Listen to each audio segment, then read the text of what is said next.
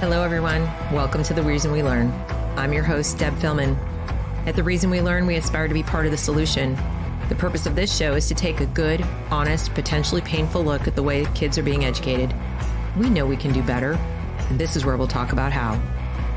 Let's learn something.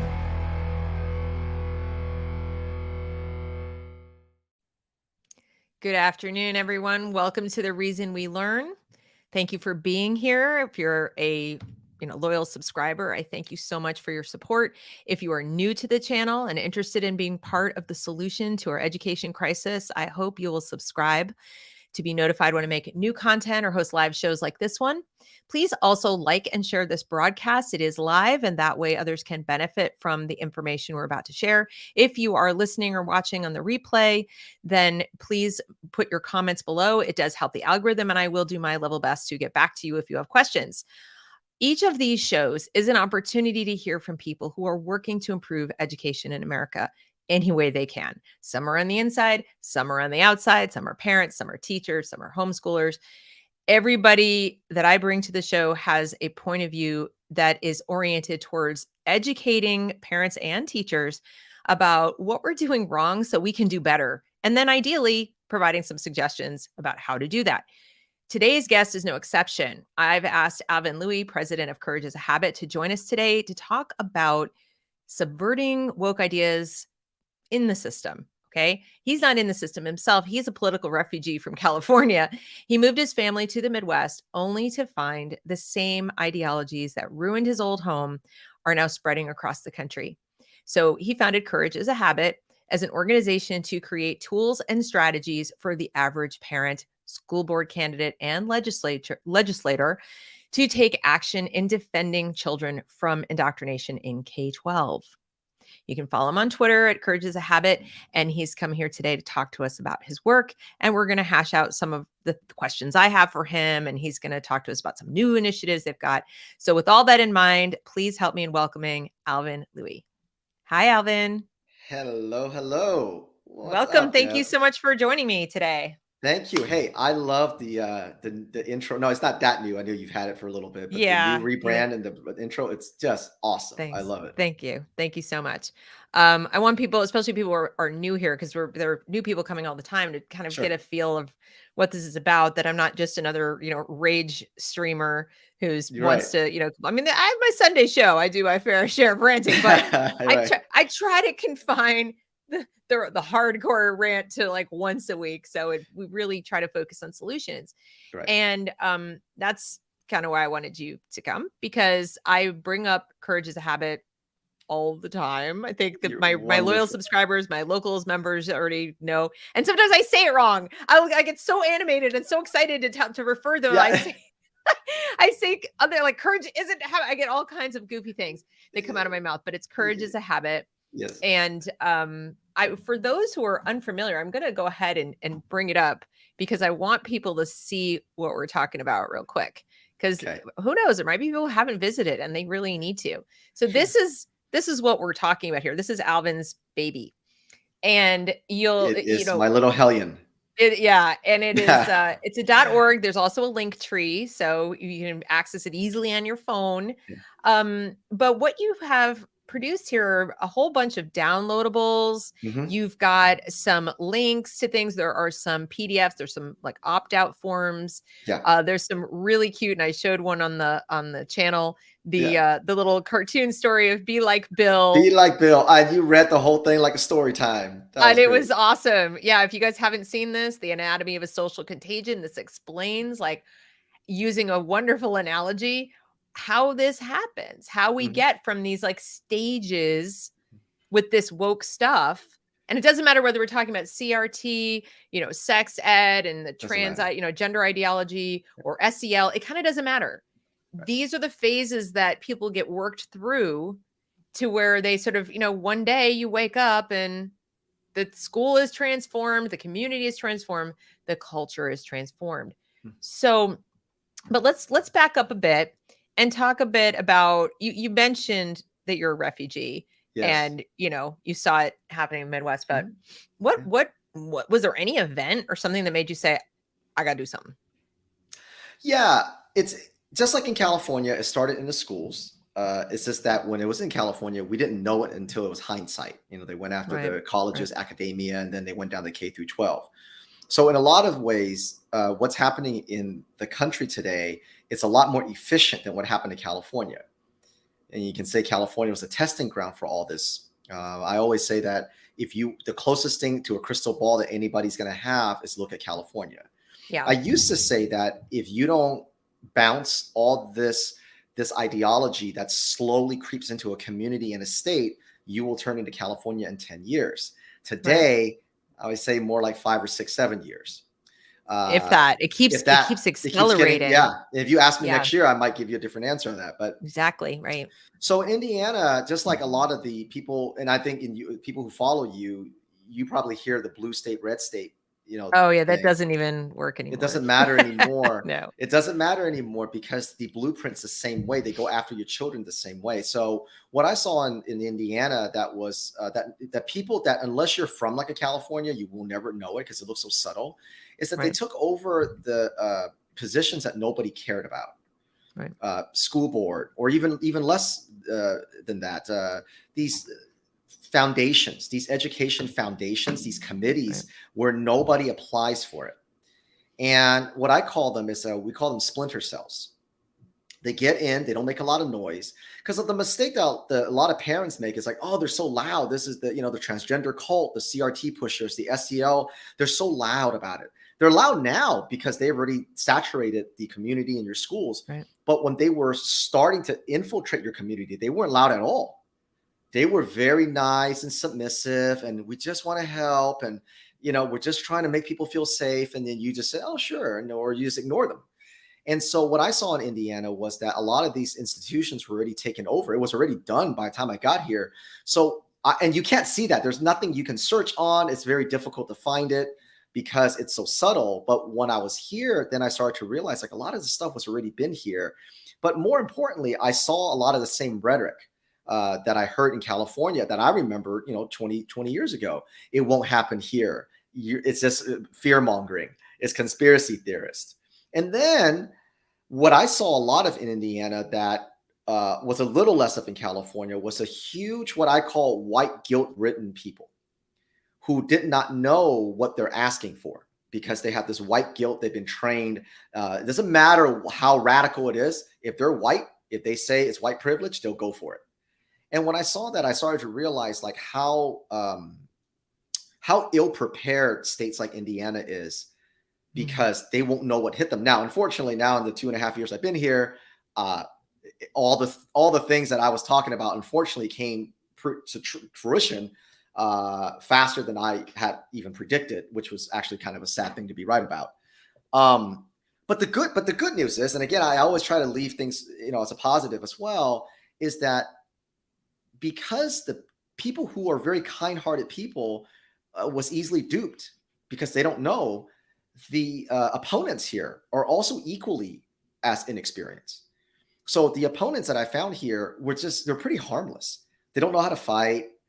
They just talk, and they're kind of raving lunatics, but they don't actually know how to stop anybody. They don't know how to stop you from fighting this indoctrination because they don't know how to do it, because this is new to them too. So you kind of take the good with the bad, right? It's very difficult to wake parents up because they're so inexperienced. But then the opponents here are also really weak. So then you have to take advantage of that. They're bullies only to the extent that the people that grow up here aren't used to oh, you're a racist. But to someone like me who's been in California, they're really, really harmless. And so, if you can fight, if you can find that courage is a habit, you find that in yourself, it's not difficult if you're in a red state to bounce a lot of your opponents, because they're also very green. Does that make sense? But it's Yes. but the other side of it is hard, because then you can't wake parents up is hard because they're green too, right? So Right. There's it's like a a two-way street. naivete. Yes.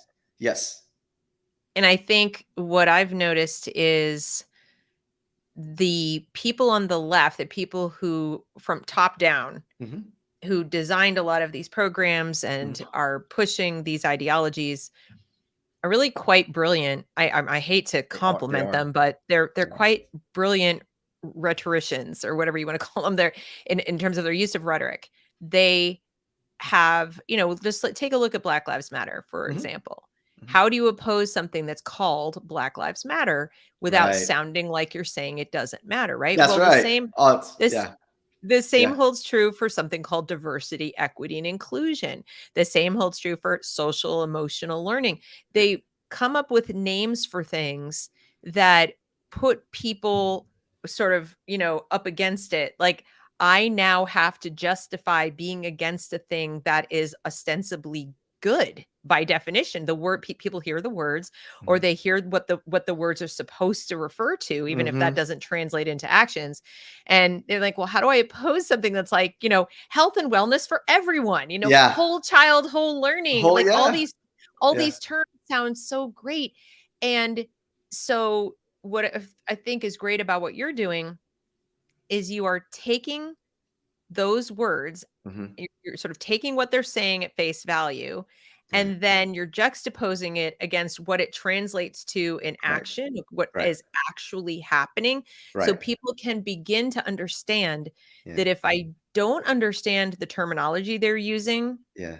they could be manipulating me. They could be using words that I think sound perfectly innocent Yeah. and turning it into something that doesn't mean at all what I thought it did. Right. And the other thing I notice is people are not questioning the premises behind things. Like, so for example, Right. we need to make sure all the children feel safe before they can learn. Yeah. And parents go, "Yes, of course we." And I'm like, wait, stop. Yeah. Stop. Right. Before you even go there, I Yeah. want you to question What whether do you that mean by statement safe? is true. True. Yeah. What do you Right. mean by safe? Safe. Yeah. What do you mean by learn? Yeah. Who's making sure? What Mhm. metric are they using? There you Like, go. Right. there's so many It's loaded. questions. That statement's very loaded today. Yeah. Yeah, there's so many questions that you need to be asking that you're not asking because, and here's what it comes down to for me. I talked about this the other day. I don't know if it was on a show or just in a locals thing, but I said, I think Americans, more than any other culture, have a pathological need to feel like good people, like to feel Yes. like to be You know liked, what? That to have is people so think we're true. nice Yeah. and we're good and we're Yeah. caring. Like, Yeah. none of this would be possible in a country that didn't care about that, Oh, right? you've heard me say, right? They take advantage of your kindness by telling you how unkind you are. Yes. That's what I It always wouldn't work if we didn't care so deeply right. about not being racist, about Yes. being seen as loving and accepting and tolerant, and especially, of course, women, because we are Yes. socialized. Let's just face it, this is Yeah. reality in Western culture, that women are pretty much socialized to be the sort of emotional, we carry this emotional weight, whatever. I hate to be stereotypical, but That's if true. you have a population of teachers and administrators and Mhm. other people who are sort of, it's dominated by women, or dominated at least by a more feminine sensibility, Mhm. let's just say, Mhm. the helping Mhm. professions, and you come at people with this Yeah. caretaker culture Yeah. thing, Yeah. and you tie these words to that impulse, Yeah. and then say, and this is how you do it, you can manufacture a million little Eichmanns overnight. Overnight, you can, and then you Overnight, you get a bunch of weaponizing little low-level bureaucrats to go, "I'm doing the right the thing. thing. I'm I on the was right side of told this was the." history. Yes, Yeah. this is And my master's told me to do it, the you're experts. weaponizing empathy, and because women have a high degree of empathy, which is why school counselors and teachers are mostly women. So you're creating a generation of soldiers that you don't even know about, brainwashing another generation of soldiers. I always say that the great irony in the space that you and I are in is that the very nature of how the very reality of how K through 12 is now is actually proof of how not racist and homophobic the country is. And I say that because follow the logic here. If a country or a community or where I live or where anybody lives, Right. if they're truly racist, the schools would not look the way it did, because if a community is truly racist, the first time they try to bring in a Black Lives Matter flag, they would have ran them out of town. If you say black kids can't learn, they feel unsafe, a racist would be like, I don't care. Dude, it was lucky to even let them be in school. Right? Oh, you're homophobic. First rainbow flag, burn it. Right? And again, try this in a let's say a country like Iran, who's really homophobic. Run a rainbow flag in there. So the great irony of the space that you and I are in, the fact that you have a space and I have a space and we have this space shows just how not racist and homophobic everybody is. If it was, none of the schools would look the way it did. Right. We're almost too understanding because we've and the allowed same this. people saying inclusion Mhm. and diversity and whatever want us shut down. They Right. want the people questioning them and Yeah. questioning their ideas shut down. The libraries this week for Banned Books Week are saying, it's a right to read and people have this, intellectual freedom and everything. Yeah. Are you putting Abigail Schreier's book in the school library? Yeah. Right. Are you Irreversible putting? damage Yeah. about the damage caused by rapid onset gender Yeah. dysphoria. Are we going to put Right. that in the school Mhm. library, Mhm. librarians? How about just Yeah. in the public library? Can we have a couple Yeah. copies of that on display? Yeah. Let's see how fast they're not in That. support Yeah. of intellectual curiosity and freedom I and all had this. to. I was on the podcast with Unwokeable yesterday, and he had the, or he, no, we were on a live stream on Megan Fox's live stream, but Mhm. he had the funniest thing. So a commenter came in, and this is something you and I hear all the time. You just have to support your child and love them the way they are, right? Affirm them the way they are, right? Accept them for who they are. You hear that a lot, right? To justify the transgender Yeah. cult. He had the funniest response. He said, okay, to a parent that says that. He goes, all right, I assume that if you're saying this and you're for the transgender ideology, you probably didn't vote for Trump. Let's just make that assumption, right? Okay. So let's say your child comes home and says, I am a lifelong Trump supporter. I would like to have a tattoo, a big orange tattoo of the orange man in my back. Are you going to accept me for who I am? Would you go pay for that? Would you drive me over to the tattoo and pay for it? I probably bet that you won't. So it was really funny to show the hypocrisy that a child can't learn if they don't feel safe, how quickly they spout that. But when you shine just a little light on it, it actually holds up to none of it. I thought that was, do you want school to be safe for this kind of child or that kind of child, like the Christian child who wants to pray and say grace over their lunch or whatever? Right. Do you want them to feel as safe as the kid who's into kink? I mean, they don't. Doesn't hold up. Yeah. No. And yet what you'll find is, because people will say to me, well, okay, so I'll just point out those contradictions and the hypocrisy. And I'm like, no, you see, this only works when Alvin and I pointed out to you, meaning the parents who are inclined to hear reason and think about these things and want to protect their kids from bad ideas. It will never work on these people. And it's for one very simple reason. They're subversive by nature. In other words, they do not mean what they say. There you go. And now people have asked me, maybe I'll, get your opinion on this. My opinion on this is the majority of them don't really know they don't mean what they say, but they don't have an alternative script. So in other words, they are not necessarily, sitting in a dark room going, yeah, we're lying, whatever. Right. But they've been as you said, they've been brainwashed, they've been indoctrinated themselves. So they genuinely believe, like irrationally believe, that there's no contradiction at all. Like a cultist, like there's not a contradiction. Only racists believe that. Yeah.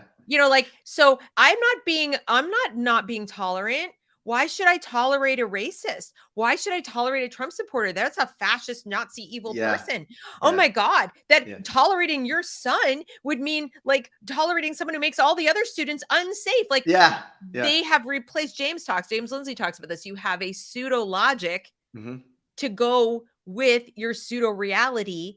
And all of it, it's all made up. If you gave up any piece of it, the whole house of cards would fall apart. Yeah. So they believe in, it's not that they believe in the mission, so they're going to lie. It's that they don't have an alternative script because they've only learned their script. But I do believe there's a small cohort of truly bad actors who 100% know what they're doing, do not care. They're subversive. They want to own your children. They want to own the system. They want to control the money. They want all your darkest, most conspiratorial fears with those people are correct. I just don't think they're the majority. I think the majority of people are just brain dead little Eichmanns. Like I said, they're just little bureaucrats doing what they're supposed to do. And you will not persuade them because they've abandoned reason. They abandoned it a long time ago. They don't even know how to use it and your kids are next. In other words, when you take people like them and you say, I want you to teach my child how to think correctly. Right. They're not capable because they can't think correctly themselves. And that's something, Alvin, that I want to point out to the audience too. You know, when people say critical thinking, or they use the term critical thinking. Yeah. And they assume that the word critical, I think you guys talk about this, right? Encourages the habit that the word critical means what we think it means. No, it doesn't either. No, right, It means deconstructing, right? Right. But they don't. People say, well, there's either teaching someone how to think or teaching someone what to think. And I'm going to disagree with that. They're teaching your children how to think. They're just teaching them how to think one way. Right, like using a lens. So in other words, when it's time for me to think, I put on my little critical theory glasses and I look at whatever I'm thinking about through those glasses. So that's my methodology. So they are teaching them how to think. They're just teaching them how to think poorly, illogically, fallaciously. And through a critical race theory lens. That's correct. They're not giving them a script to repeat. They couldn't do that. They wouldn't work. Right. It would be too obvious. Yeah. Right. So do you agree with me though that it's mostly people who are just repeating a script? Yes. It's funny you should say that, because we've been working on this new tool that I actually haven't released yet. And we were thinking about, I think, the team that's working on it was going to be ready to do it early next week, but they kind of got it ready and I'm kind of looking at it. So since you've been so kind to us, I thought that I would unveil it on your show, if that's okay. And I think that actually goes along. And by the way, we didn't script this, everybody. This is not well, I'm so glad you asked, Deb. Like, no, it wasn't. It was just, so when you said that about, do I agree that the majority of people just don't know how to think, but there's some bad actors? That's been something that we've been kind of struggling with, how to isolate for the average person, not for someone like you, right? But for just the average person. So we came up with something called the Dossiers of Abusers. All right. So I'm going to bring that up. Can you bring that up? And then we will I'll address your question through this tool. And I'm probably just going to release it, since I'm going to show it to you now. Not to say that there may be a couple of things, a couple of the refinements that maybe, but it's good enough, I think, to show, at least to unveil it here. Okay. So what you said is so true. We always say they.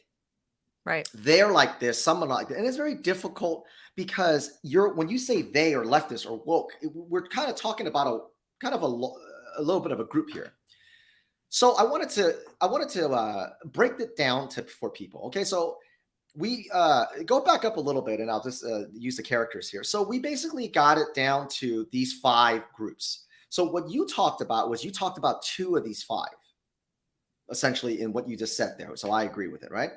So let's just kind of go through them, and then I don't have to go through every single one in detail, but let me just kind of talk a little bit about it, and then we can put it out somewhere later today or tomorrow, and then people can download it. But I want to unveil it on your show here. All right, so let's go ahead and go down here. The bad actors that you talked about, you can go ahead and scroll down. The first one is the activists. Okay. Now, this is the people, and I rank them as a threat level high. These are the people that know exactly what they're doing. They're the I'm going to open this all the way. I think it's going to be better if I get it open all the way, in the Google Doc, actually. Sure. Rather than in the website. Okay. So, and that's how most of these things, does it not work? No, it's a PDF, so you wouldn't be able to open it in the doc. Okay, never mind. Now, we'll go back. But what you can do though, here, do this. Download it onto your desktop, or download it and then open it. And then you'll have it. Okay.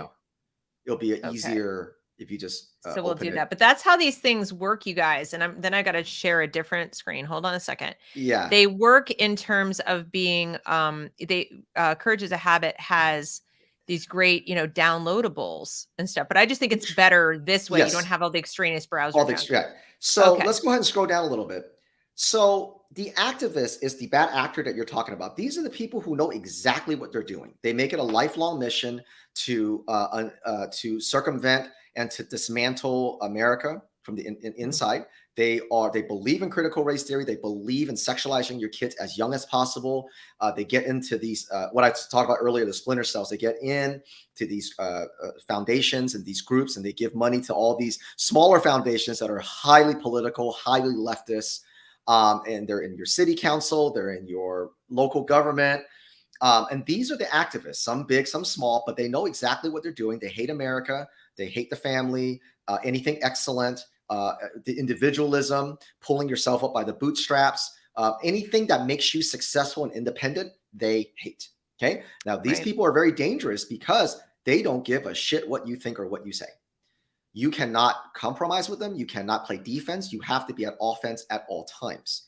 And so we talk about their behavior. Again, I can write 5 pages on their behavior. That's not the point of these tools, is to just give you a little piece of a dossier of the profile of who they are, and then the recommended behavior, right? So go ahead and scroll down. That's the activist. That's the bad actor. Now, the liar is not exactly what you say. It's sort of what you said about how people don't know how to critically think. They're kind of this way too. The liar is something that parents in this space particularly are very familiar with. They're the, it's not happening, show me proof, right? Those guys know it's happening. They know it's happening. They want it to happen. What they're trying to do is that they're trying to suck up your time and waste your time, because every time you show them proof, they move the goalposts. Then you show more proof, they move the goalposts. And then after like 3 hours of a Twitter discussion, they're back to the top. You're just fear mongering. It's not happening. And they just wasted your time.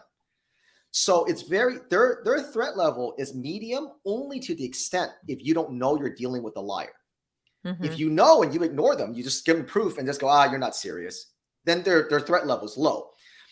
The liar is kind of like an activist, but they're too much of a coward to come out and admit it. They don't have the skill set to actually do anything. So they spend their time online. They're not quite a troll because they actually are very good at sucking up your time. Mm-hmm. There's circular reasoning. So for example, if I say, Deb, this is not happening at all. And you show me a book and I'll say, well, prove it's in the school.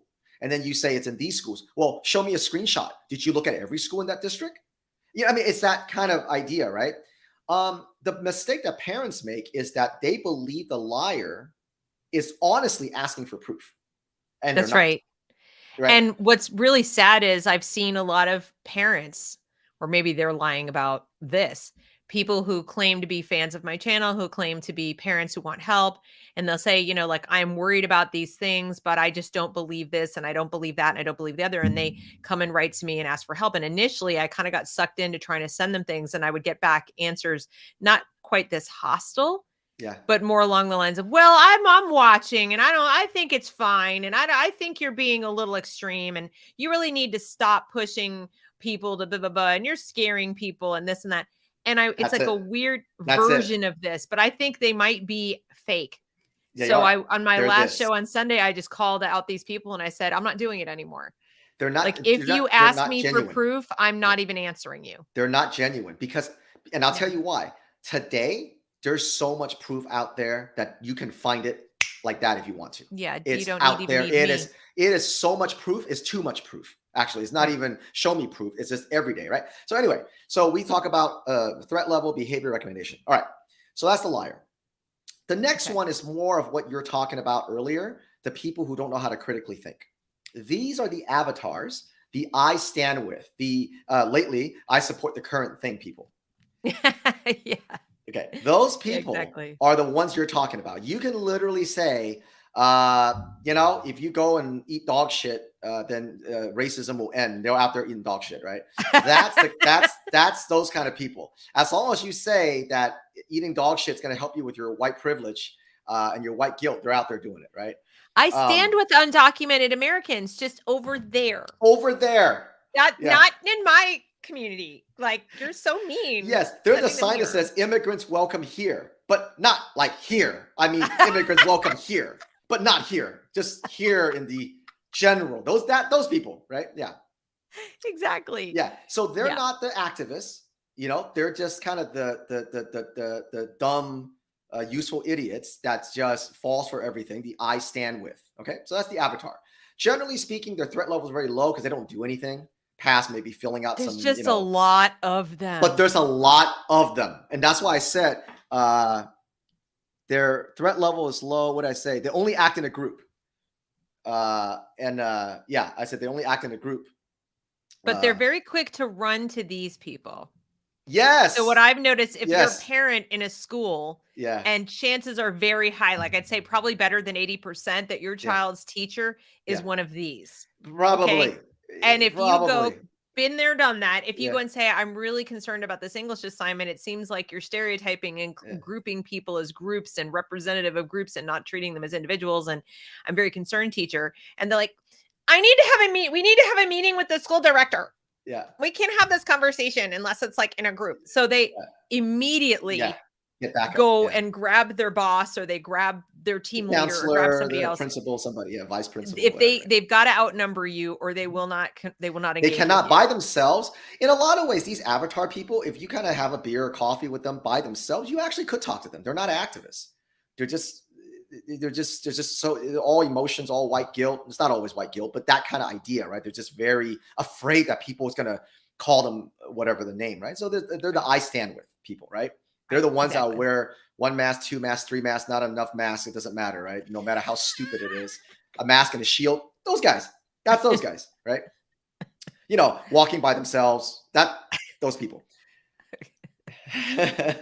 All right. So I'm sorry. I could never be any of these people, but like this person in particular, not a chance. It is, right. Okay. So the next one, number 4. This is the hard. Now I rate. There's only 2 threat level highs, and I want to be serious here for a moment, because this is the threat level high that people don't know how to deal with, and to be honest, we have not addressed it much either, and we're going to start addressing this. The activists, everybody agrees they're a threat level high, right? The BLM people that push it, the super 15-year-olds have double mastectomy. Those people, we know how. They're just run them out of town, right? These people are equally as dangerous, but they're dangerous in a way that's very disarming. And I'll give you an example. Most people who are like superintendents, principals, school counselors, they're very nice people. That's why they even got into profession in the first place. But they're spineless and they cannot stand up for themselves. So by definition, if they can't stand up for themselves, they are sure hell ain't not standing up for your children, for your child, right? So the reason why I deem these people threat level high is because the results are the same. They're not assholes like the activists. You want to have a beer with them. You want to sit and have dinner with them because they're so nice. But in their spinelessness, they allow the indoctrination to come through that the activists push in. They're the gatekeepers, the principals, superintendents, school counselors, teachers. So from our point of view is, what difference does it make if you're nice? You're still letting this in and getting your children indoctrinated. So you can be nice all you want, but we got to get you out of your position, because your intent is not the same as an activist, but the results are the same. So you're just as dangerous. And this is very difficult because nobody wants to go after someone that's nice, like genuinely nice, not because they're just, not because they're, like you said, some of them don't sit in the dark going, I can't wait to indoctrinate children or, put them on a surgery table. But we're all in this together. That's those people that just cannot separate, like, hey, there are some bad actors here, and that you, in your position of power, need to be able to stand up to them, but they can't. They're so afraid of being called a name, and they're so afraid of being called anything that they just let this stuff through. They're also willing to self-delude. So you could show show this person, like take, for example, Paul Rossi's former boss, the headmaster over at Grace Church Academy. Okay. And he recorded the conversation where he was confronting this guy and saying, don't you see that you're demonizing the white students? Mm-hmm. You're like harming and demonizing the white students. I'm not going to get the words exactly right. You could say it's out there for the world to hear, and the guy admitted that he knew, that's what we're doing, but what am I going to do? What am I going to do? And he was willing to self-delude that somehow the benefit of maintaining, stability, peace, harmony, quiet, the reputation of the school, keeping these people happy and those people happy, that somehow his job as headmaster was not to make sure that the students rights were not being violated and they weren't individually being treated like crap, but that his job was to make sure that the schools and any negative press, whatever he had deluded himself into thinking was his highest value or his most important goal was more important than anybody's individual health or needs. And they're so good at this. They're so good at shifting their own goalposts that's what Shifting their makes own them goalposts. You're right. that's exactly what it is. So that, they'll even rewrite mission statements. I mean, people in this position will twist words, twist their own goals, their own missions, and claim that it's in everybody's best interest that they are doing this. See, they can't stomach the idea that they're doing something wrong, so they simply reframe it into something good. Like pastors. Correct. Pastors are like this, right? And church, that's why churches are completely broken down and woke.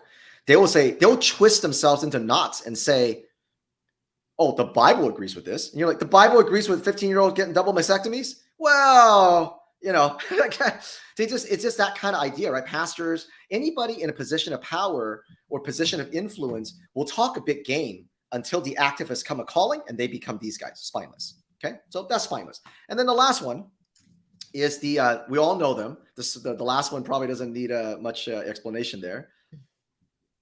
All right, and the last one is, we've got one in the comments right now, it looks like. Oh, sure. So, and the trolls, and the trolls are easy, right? They don't add any, they just throw something. Why do you want to, is this about inclusion? Why do you want kids to die?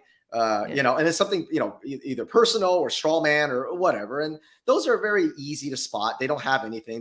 They make up whatever, right? It doesn't matter what they make up as long as it's false. Right.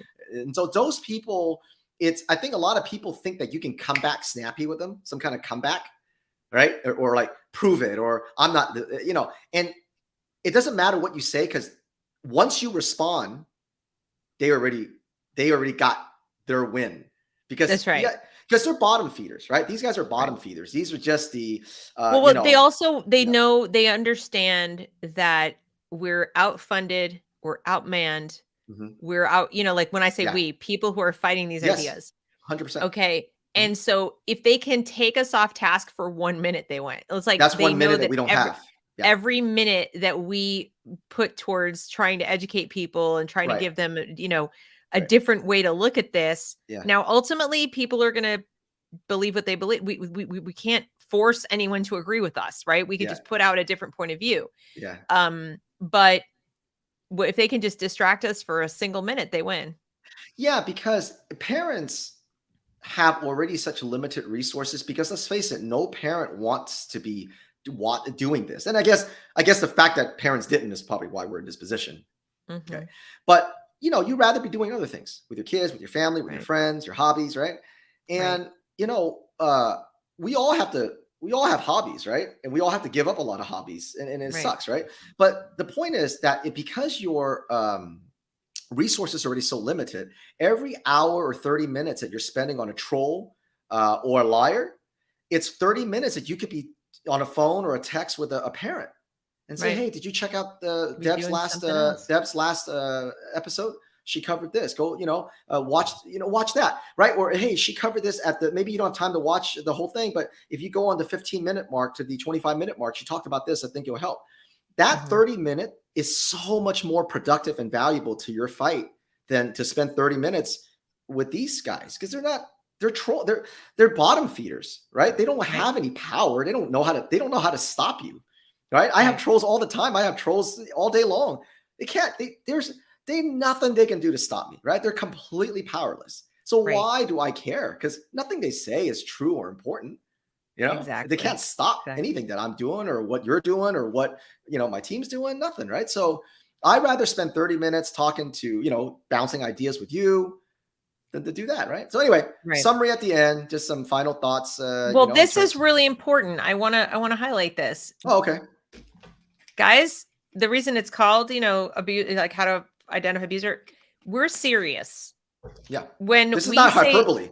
This is not hyperbole. No. Okay. And it's really important for people in the audience to understand that if your image of a child abuser is from some Lifetime TV movie where a kid's getting, beaten up and cigarettes burning holes and whatever, or sexually abused, whatever, that's just one kind of abuse. That's one Okay. kind of abuse. Yes. That's one kind of abuse. You're talking about physical abuse, probably extreme verbal abuse. Yeah. But anytime a person in a position of authority or power over a child takes advantage of that position to manipulate, indoctrinate, or triangulate. Okay, because with their family, with their parents, or one parent against the other parent, it's child abuse for, let's say, a mother to try to alienate a child from their Mhm. father, or vice versa. Totally. That's Absolutely. abusive. It is So abusive. Yes. that's called triangulation. You should never be trying to use your superior cognitive ability, age, size, economic power, whatever. There's a whole circle. If you want to go look for it, there's a circle that illustrates the different kinds of abuse of adults and children. Okay. And they come in different flavors. The people in positions of power over our children are exercising emotional abuse, intellectual abuse, and also a kind of I mean, you wouldn't really call it like financial abuse, but it's a kind of a dominance and a Mhm. power that comes through with, like, whether it's grades, whether it's evaluations, whether it's just, I'm not going to get to go to recess because the teacher's mad at me, or I'm going to be referred to the counselor, or I'm going to spend a whole bunch of my time in the, with the whomever is going to be evaluating me or whatever. So there are lots of ways that they can abuse children without ever laying a hand on them. Yeah. And a lot of them involve lots of smiles. Yeah. Lots of smiles. I'll give you an example, concrete example. Imagine you're in 8th grade and there's 2 weeks into 8th grade. It's a new teacher, it's a new class, everything. And you're just there like, all right, what's my assignment? What am I doing? Whatever. And the teacher is coming to you virtually every day and saying, are you okay? Is everything okay? If you ever need anything, you come to me. And don't worry, our conversations are private. You don't have to won't tell your mom or dad if you don't want me to. It's totally fine. And I will keep all your secrets. Are you okay? Are you sure you're okay? And then, this is happening like every day. Student hasn't done anything except just exist in the class. And then, teacher is kind of hovering around the students as they're talking and kind of taking notes and looking at the students, taking notes and looking at the students. Gutsy student says, teacher, what are you writing down? Well, I'm just observing your interactions with your friends and just observing, and I'm just taking notes. I just want to get to know you better. Okay. I'm sorry. If you're an adult and someone was doing that to you at work, wouldn't you start feeling creeped out? Wouldn't you start feeling like you're being surveilled? Wouldn't you start feeling really intimidated? But the teacher has a smile on their face all the time. And yet now you feel intimidated to speak to your friend while you're in class because every word's going to be written down. You might feel even intimidated to go to the teacher or intimidated not to go to the teacher because you're not really sure what the right thing to do is. Right. This is a form of abuse. Anytime you're just like in somebody's space without a reason for it, you're taking advantage. So that's absolutely right. Absolutely right. There's more than one type of child abusers, and these people here, even though some of them, like the people we said, hey, they're spineless, they don't mean any harm. They do, and the results are the same. So that's why when we did the threat level, there's only 2 of those that are threat level high, the activists and the spineless. Those are the people that you really need to spend your time on to really weed out, to expose. And, recently you saw my ASCA fiasco. For those that, is that what we talk about a little bit? Yeah, ASCA? let's talk about that real quick. Okay, right. hang on. We'll Let me get that. the right document so that I have the ASCA. This is the one about the counselors. Yeah, behind closed doors. Yeah. Okay. Yeah. Let's get this one up. How do you like that door? How do you like that door logo? That door graphic? That's pretty good. All of these are just great. I don't know who you've got doing your stuff, but they're very good. I have a very you have you know what so the reason why that sign's up on my website is because ASCA got so freaked out they went after Amazon and Google to take it down. So I might have it already downloaded. Let me see if I have it in my. I Good. think I downloaded it a while ago. Hang on. Good. Yes. If you don't, just go to Twitter. Oh, I hope so. I can pop it to you again if you need it. Oh, that's the censored one. Where's the real one? Can you go to Twitter? Can you go to my? Can you go Yeah, to I can go our to Twitter? Twitter. Yeah, just go to Let me our go to your. Twitter, and I think I'm not. I don't think I know. We've put it up on the link. So And where we can see it yeah, you clearly. can download it from there because we moved it to another space that's more untouchable. Got it. Okay, here we go. Yeah. All right. And I mean, I hate to be so like I mean, this is crazy. There's stuff up there that's like the gender unicorn for anybody under the sun to download like it's fact. They're showing it to our, 3-year-olds. Yeah. And then they get bent about this. This is the kind of contradiction that we're talking about where, freedom of speech for us but not for you. Yeah. Right. So I want to just touch upon ASCA because most parents, this is a thing that a lot of parents, even people who follow you, don't look at. So I'm going to give kind of a quick background why we chose to expose them, how we're using their own materials from a conference that we went to. And then I want to talk also about the reason why parents get so stonewalled so easily in schools. But I'll use ASCA as a kind of an example. So ASCA is the American School Counselor Association. The majority of counselors in K through 12 take their directions and missions and strategies from ASCA. Okay. So when you expose something like ASCA, or when you say, hey, they're the biggest purveyor of the transgender cult, huge pushers of transgender cult, but most of the attention lies in like woke teachers or maybe school board members or weak principals, right? Which is fine. I get that. I'm not saying don't target those, but the counselors operate in plain sight because most parents still believe they're the old guidance counselors. You remember those? Right. The guidance counselors? They just help you with academics, maybe talk to you a little bit if you're having a bad week. But that's changed a lot. And ASCA is no longer that. And so when you go and confront them, you confront any counselor, they'll say, no, we don't do that. We just want to support all students. We're not political. We don't move students one way or the other. We just support all students, want all students feel belonging. So we thought, okay, fine. We will use your own material to show if that's true or not. So we went to their conference in July.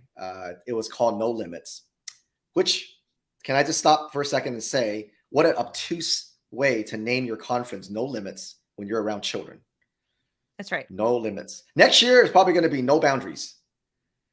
And then a year after that, don't tell your parents, right?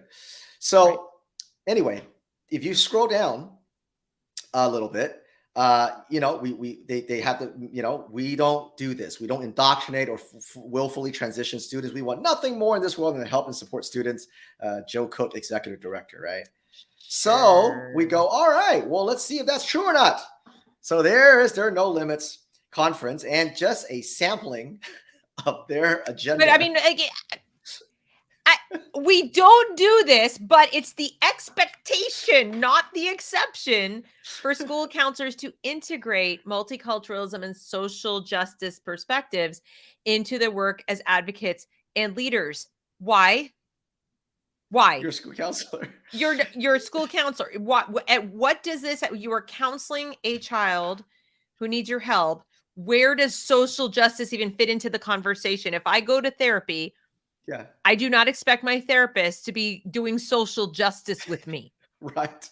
Okay. It is not, I am not there to be worked upon. Yeah. I am there to get help for my issue. And it's almost like they're saying they're preying on the weak. They are. Because that's what you're doing. They are, because they have access it's to these children that need help, that really need help. And instead of helping them and pulling them together with their parents, they're moving them towards this transgender cult and the CRT ideology. It is right here. Now, equity this is and just a action sample through systemic change. I want to tell you, this is just a sample of their 3-day conference. It's all like this. This is all 3 days were like this. We couldn't even fit. We would have, we could make 3 pages of that, right? So anyway, these are just some tiny clips from their, because we have like hours of their sessions, but they call themselves master manipulators. They talk about CRT. The head of the ethics committee, Caroline Stone.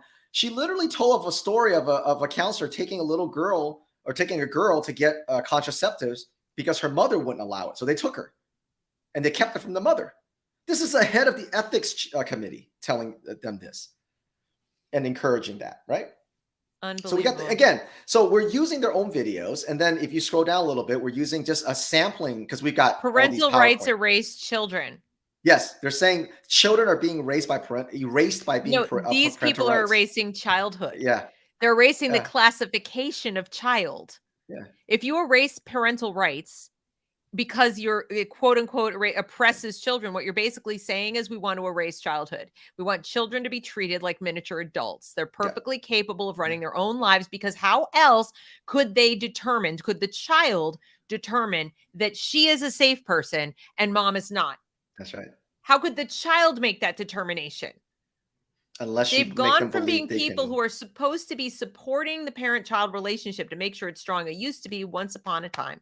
Right. That even in the worst, I mean, I know people who've adopted foster kids from babyhood who had really trouble. The parents are drug addicts. I mean, I've been privy to those kinds of battles over the years with friends of mine. And back in the day, they twisted themselves into pretzels to try to make it work out with the parents, to try to help the parents be parents, to try to leave the kid with the parents, to try to help the child bond with the parents, even terrible parents. Now it's like all parents are presumed terrible. Yeah, right. And you got to prove to us that you're good enough to get in our good graces. When we're done going through this, I have a story to tell you that will, I think, curl your hair. Please, that'll be great. So people can click on the videos, their own words. We didn't edit it. We didn't do anything. So anyway, so then the people can do that, right? And then we just this is their own PowerPoint slides. This isn't cut and paste from us. These are directly taken from their PowerPoint. We've got a ton of their PowerPoint slides. And here, the reason why we feature this one, because we thought this one was certainly very aggressive. What do you do as students who is not transgender complains about being uncomfortable? We're going to report them for bullying and harassment. They're going right into the you better submit. If you're not comfortable with this farce, which is no such thing as a transgender child, it's child abuse. There's no such thing as a transgender child. It's completely manipulated. It's manufactured. If a child goes, I'm not comfortable just calling someone by the pronoun or different name, that child needs to be reported for bullying and harassment. This is counselors. This is their training, ladies and gentlemen. This isn't some rogue, weird activist sitting in the corner somewhere making this stuff up. This is a national organization with chapters in all 50 states. ASCA has a chapter in all 50 states. They train all the counselors, or at least a majority of counselors, in K through 12 around the country. This is what they're teaching them in their annual conference. This isn't an isolated incident or some kind of rogue activist sitting there talking about this stuff. No, very true. And parents have no idea. They don't even look at the school counselors because they changed the culture at the school. That's why we really are going to take our time here, and we're going to systematically take ASCA apart. I'm telling you right now, they're hiding in plain sight, taking advantage of children who need help, hiding behind that we're only going to support all students. And you've got these avatar people out there supporting them. You've got the liars out there trying to cover for them. It's not going to work. We've got all their material. We're going to systematically release it. We're going to show parents exactly who they are. Exactly. And, I don't know if there are people out there who are not on Twitter. You probably miss some of the really charming examples of who some of these people are that children might be uncomfortable with. And I wanted to find an example because there was one that really blew my mind yesterday. And it was somebody got a DM, and it was from, I don't know what they were questioning, but it had something to do with gender stuff. Sure. And somebody DM'd them privately about, what they wanted to do to them because of their opinions. And what I found so striking about it was that this was kind of like the kind of person that we're supposed to feel like, our kids are going to be safe in the bathroom. Oh, is it one of the love and inclusion people? It was somebody who is actually trans, or AGP more like, and I'll find it at some point, but it really just highlights the point that there are going to be kids who say, I don't want to go in the restroom, with that person scares me or whatever. And there are going to be people who, they're going to be people who say they're the bully when in fact some of these people are, incredibly bullying to the girls, especially to girls.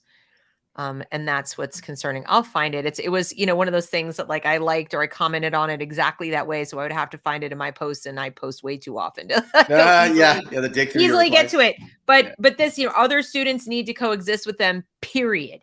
Yeah. That is not inclusion. That is not tolerance. That is not making people feel safe.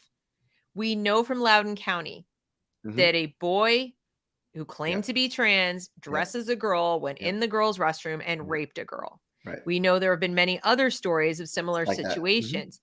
If you're claiming you want people to feel safe, and then you go ahead and say other students need to coexist with them, period, you don't mean what you say. What the you're schools were saying safe is until they made this, right? They were That's safe. right. People, it's, they were safer. Safer. Well, bullying has always happened. You deal with the individual. Today, with the restorative justice through social emotional learning, you see it's just a complete zoo, right? It's just a Lord of the Flies. So exactly anyway, right. So we've got the PowerPoint and we just have a few. And Deb, as you know, when you're trying to show a large group of people something that they haven't seen, you can't just dump, like we could have just dumped the, piles of PowerPoint slides that we got and go take a look at them.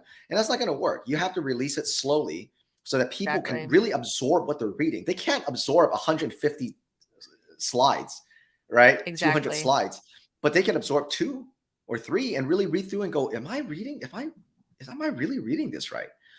So we have, I think 4, I think my team put 4 in there. I can't remember, 3 or 4 of the slides. Let me see. We got this one. Here's their learning objectives. So again, they can't say, oh, it's just isolated. These are their learning objectives out of certain sessions. Right. Huge, all the, transgender stuff and different naming, all the different names and made up terms. Again, this is what they're drilling into the school counselors so that the counselors can influence the children. Exactly. There's a learning objective. So there's not, and then there's a gender expression, a gender identity. There's a new term they're going to put out, gender expansive. You haven't heard that term yet. That's a new bullshit term they're going to put out this year. So again, this is all. Now, when you go back and read the original statement by Jill Cook, their executive director, we don't influence kids. We don't transition them. This is their training. And so the funny thing is, we're just using their own material and then they try to go after us to get it deplatformed. Well, and they're saying this, like they put this up like one's innermost concept of self. But this is an opinion. This is not a scientific fact. No. There's no such measurable thing as innermost concept of self that it ties to your sex or your gender. No, that has never been established. There is not even a long-range study of enough people to try to ascertain qualitatively that is true. This is pure anecdote. This is literally taking someone's word for it. I feel like a girl. Okay, so you do. I mean, people feel like this, ergo it's fact. This is what gender identity is. No, they made it up. They made up a thing we can't touch, identity, to describe something we could worry about called dysphoria. That's a real thing. Gender dysphoria is real, extremely rare to happen organically. But if you want to normalize a dysphoria, if you want to see more of it, if you want to increase it, I promise you, if we had body identity and a person's innermost feeling of what weight they should be, and anorexia got normalized because people had body dysmorphia. Okay. And we started saying their innermost concept is of a fat person and they don't want to be that. So they're going to transition to being a thin person by not eating anymore. And who are you to tell them that they can't have their identity change to what they want to be, which is a thin person? And they get to define what that is. How dare you, mom and dad, come in and say that that's too thin? How dare you? But it's unhealthy. It's unsafe. They could die. That's your opinion. You're oppressive. What's different about giving a person Lupron? It is unhealthy. They could die. It will sterilize them. It will hurt their brain, their circulatory system, and their bones permanently, just like anorexia. And I made this point on a couple of the shows I've been on this week, is that we do not take that angle with anything when it comes to raising children. If you don't let them get a tattoo, they'll kill themselves. If you don't let them get pregnant at the 14, they'll kill themselves. If you don't let them drink, they'll kill themselves. You don't let them do cocaine, be anorexic. You don't let them cut their arms off and install wings because they think they're a dragon, they'll kill themselves. We literally have never taken or thought about taking that angle or thought process or blackmail in anything. Yet all of a sudden, when this transgender cult comes into play, they start screaming from the rooftops. You don't let them do this, they're going to kill themselves. And then parents amazingly go, that's true. Maybe they will. It's like, that has never, well, if we have that's the never case, treated where's that way. the pile of dead bodies from prior to 2017? That's right. Where's the pile of dead bodies? Where were all of those preteens and teenagers and prepubescent children or whatever who killed themselves? Mass suicide because there was no acceptance. Nobody affirmed them when they came and said, I think I'm a girl. And their parents said, that's cute, honey. Like moving on. That's cute, honey. Moving on. Go do your homework, right? Where's the pile of dead bodies? Where's the mass suicide? I'm a little boy and I like to wear makeup and dresses. And the mom goes, okay, so wear makeup and dresses and moving on. That doesn't mean you're a girl. No. I was a little girl, like to wear my hair short and wear blue jeans and iron-on shirts with things like Honda chopper motorcycles and muscle cars in the 70s and boys hiking boots. And, nobody said, oh, I think maybe you're really a boy. Right. Yeah, I was a tomboy. So parents, and then this is going back to a lot of the parents today, because they've been lightly brainwashed or heavily brainwashed themselves. Heavily. They become the avatar. Well, this is the telling part right here. Here we go. To me, this was the most telling and compelling part, was comparing just 1998, not all that. We're not going back to the 50s. Okay. So you can't sit there and say, well, we're more enlightened now.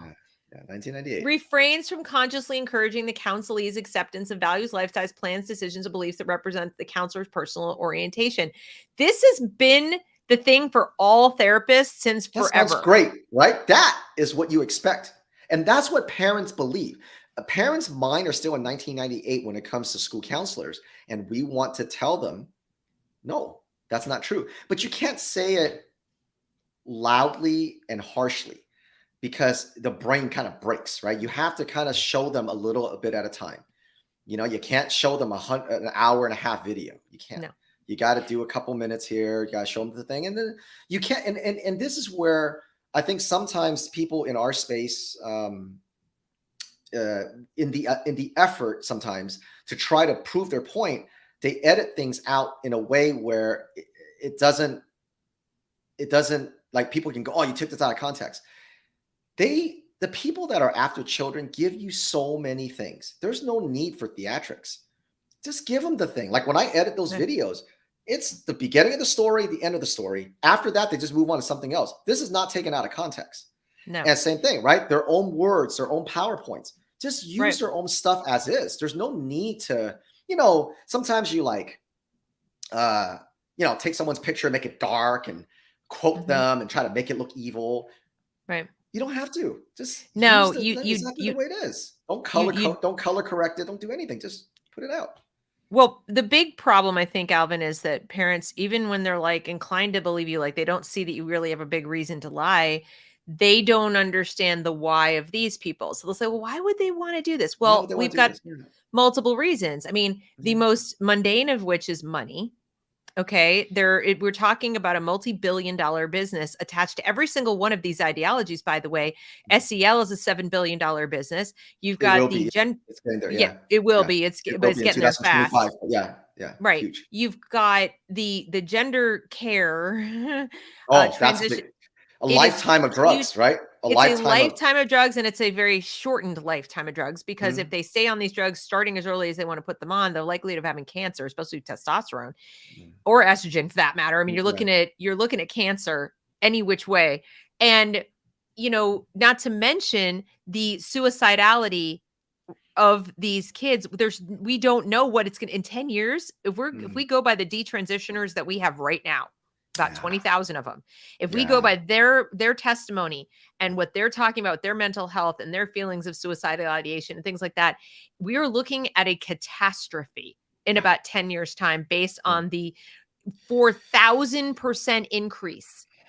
It's insane. And, Yeah. and like that alone, just look at the statistics. So why big business? The second reason that people are doing this and people really need to look into this is that there were theorists, there were whatever you want to call them, philosophers, whatever, who piggybacked on Freud and Marx and created what they actually now call themselves transgender Marxism, where the belief is that you really aren't going to bring about the revolution, that their belief is they weren't successful at bringing about the revolution in the West Mm. because they didn't address the entire culture. They didn't get rid of the whole culture, root to stem. Mm. And in so doing, they failed. And what is at the root of our culture is family. Family, So, and children. even Hitler talked about this, Stalin Yeah. talked about it. Mhm. Every tyrant who's ever come to power has talked about they have to dismantle the family's Half the importance and make family, this and children, and parents, the make the children. Yep. state the family, make Yep. the collective the family, Yep. because the family gets in the way That's of right. establishing Yeah. that utopia. Yep. They believe this, the That's right. activist people But they're right believe though. this, But they're right. Mhm. and that if you dismantle the family, well, how do you Fatherhood. Yeah. right? How do you dismantle the family? Of course, they've already Yeah. gone to great strides with the fatherless children. Father's children. Yeah. When the father's out of the picture, you're just very sexuality. defenseless. Yeah. Sexuality is how you eliminate the barrier between adult and child as a classification in the society, and then a parent is nobody. What is a parent? A parent has no legal authority, has no emotional authority, has no financial authority, has no authority over the child if the child is not a child. If the child has the same rights and privileges and autonomy to make big permanent decisions about their life, then what is a parent except a breeder? That's right. They're literally just a breeder. And of course, they'd like to be able to select which of us get to breed and which of us don't because of other reasons. So this is super creepy. And yes, they really believe it. And they will tell you in these words that go to the Socialist 2022 conference videos on YouTube. You can watch for yourself. You can listen for yourself. This is what they believe, that the path to true revolution is through the dismantling of the family and through transgender. Everybody's trans. They just don't know it yet. In fact, the exact words of the woman at the conference were that the cis heteronormative gender identities and roles were actually imposed on people. Yeah. Some magical time in the past. Yeah. We've erased all of human history, everything we've ever known. We've erased everything about human society until now, and say that this is a modern invention, this whole concept of man and woman and father and fathers and mothers and all this. And that really, truly, we're all queer. And that's what we need to do is get back to this like bucolic, wonderful, organic thing of where we're all living. This is why this is a mental illness that's then weaponized to become a social contagion. And kind people kept on, Bill, like our friend Bill. Okay, all right, let's not make waves. Okay, sure, I'll be kind. Yeah, we don't want you to feel bad. Not knowing that these people have always moved you towards that pedophilia acceptance. That's really what it is. Because I don't even talk about the slippery slope anymore because there's no slope. We're already on the bottom. We've got another like 6 feet to go into legalizing and normalizing pedophilia, but we see that now, right? If you can convince that a 5-year-old can make their own sexual decisions on if they're a boy or girl, then it's a quick jump to go, well, then they can just choose who they have sex with. You can't. Well, that's an easy jump. Not only that, if you can say that it's perfectly appropriate to talk to kindergartners, to have a total stranger who is a kindergarten teacher or a school counselor, to discuss with tiny little minor children sexual pleasure. That's to discuss sexuality with pre-sexual people. You're desensitizing them that this is a taboo subject, and it is a taboo subject for a reason. That's right. Because they're not supposed to. Adults are not supposed to want to have ask yourself: do you want to go find yourself a 5-year-old and sit down and have a conversation about sexual pleasure with them? Yeah. I'm going to guess if you're a decent person, the answer is hell no. Hell no, right. And yet there are people crying right now, that big they can't do it. crocodile tears in Florida. It is so wrong that I can't discuss do it sex with a first grader or third grader or whatever. It's just it's the it really, I'm telling you, historians are going to look back on this time and they will not know how to make of this what I call the inclusive and stupid era. The inclusive and stupid era. It's dangerous. It's a dangerous. level of they're not going to know what to do dangerous. with this. And that's why I wanted to get to the story that I wanted to tell you. Please, I want to hear it. Something I learned about just today. Okay. We all know California is, California, but what people don't realize is how bad New Jersey is. New Jersey is sort of like California on the East Coast. And I think it's a testing ground for different kinds of things. And right now, I just discovered today that New Jersey has established something called intervention and referral services. I'm going to show you. I mean, it's something that parents need to know about, not just intervention and referral. Now, give me a second here without cheating here. Let me give it a second. Intervention. If I was thinking like the lunatics, it would sound like something like the SB 107 in San Francisco. Did I guess it right? Probably. I mean, I'm not too familiar with that, but where you can separate the if they don't affirm or they don't agree with cutting off their tits, that they can separate the parents from their children. Well, they may get to that, but it's not quite like that. I actually think that's in California. This is a little more sinister. This is going to lay the groundwork, in my opinion, for removing the children for any number of 100 reasons, not just that one. Oh, really? Oh, yeah. And here's why. Because we now have a program, and this was billed to the person who shared this with me. And unfortunately, I can't show you the other materials you sent me because it's got too many identifying markers on it. So I can't, because it's a whistleblower document. But I can show you this because this is public information. Yeah. So this was sold to this person who sent it to me as a program that is going to identify those children who might be at risk for any kind of mental illness before they have before they have some need for intervention for mental illness. So it looks on the surface like disabilities and special needs and everything, but they're using all of the laws and the rules that they would otherwise rely on, including funding, for dealing with, identifying, kids who need IEPs and 504 plans and sort of like testing them and getting them into IEPs and 504 plans to create a separate program to, well, let's do all the kids. Let's get to the kids and identify who might need one of those before they need one. So the goal is to scoop up more kids into the special needs category. I get it. Yeah. And to provide supports, including supports in the home. And the way this was described to the individual by the principal at the school that was talking about it was, I need to know what's going on in my school. And I can't know what's really going on in my school if I don't know that these kids are well cared for back at home. When I send these kids back home, I need to know that they're as well taken care of and supported at home as they would be taken care of and supportive, according to her definition or according to New Jersey's definition. Yeah, right. So by doing these kinds of assessment, they're going to go down to little toddlers, 3 years old. And they're going to start assessing these kids, and they're making it sound like, hey, parents, free assessments to see if your kids might need extra supports. Come and bring your children to us to be assessed. And of course, you don't know what metrics they're using. You don't know what they're going to do with the data. They're going to gather this data. Your kid's going to be in a database. And if they decide, for any number of reasons, many of which could be political, also financial, that they're going to decide that your kid needs referral to services, then your kid is now documented in the system. Could be as young as 3. And if they're given a plan, it won't be an IEP or 504. They'll have an IRS or NRS plan or whatever for whatever their designation is. And then the parent goes, I don't think this is right, or I don't agree with this, or I don't want this support. Now you're abusive. Yep. We gave you all this free service and you had embraced it and you said that you wanted this. And then we've now decided that part of the plan is they need to be on this medication. We've decided part of the plan is they need this. It's to prevent mental health problems. And we're going to prevent their learning disabilities.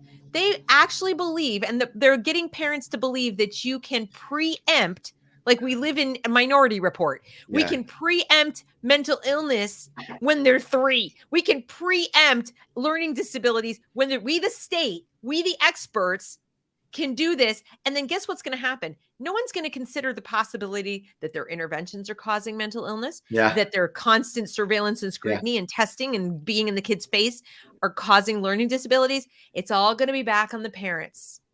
And you're damned if you do, damned if you don't. If they want to identify you as a problematic parent, even if you're going along with all of this, they will. If they want to identify that you trying to withdraw your kid from the services makes you a problematic parent, they will. This is sick.